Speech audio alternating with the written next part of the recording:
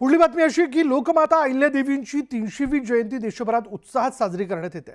राज्य शासनाच्या वतीनं चौंडी या गावामध्ये जयंती साजरी करण्यात आली आणि या कार्यक्रमाला मुख्यमंत्री देवेंद्र फडणवीस, उपमुख्यमंत्री एकनाथ शिंदे उपस्थित होते।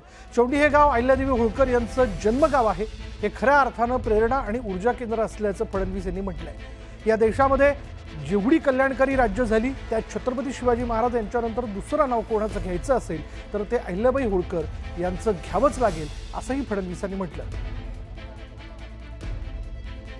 त्यांच्याकडे एकदा 3-4 गरीब लोक गेले, त्यांनी सांगितलं माता आमच्या मुलींची लग्न आम्हाला करता येत नाही। त्यांनी विचारलं का करता येत नाही? म्हणाले आमच्याकडे पैसे नाही, लग्नालाही पैसे नाही आणि नवऱ्याकडचे लोक एवढा हुंडा मागतात, हुंडा द्यायचा कसा?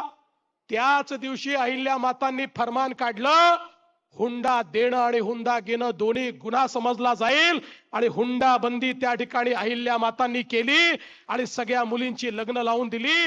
अहिल्या मातांच्या 28 वर्षाच्या राज्यामध्ये कोणाची हिम्मत हुंडा मागायची नव्हती आणि हुंडा देण्याचीही नव्हती।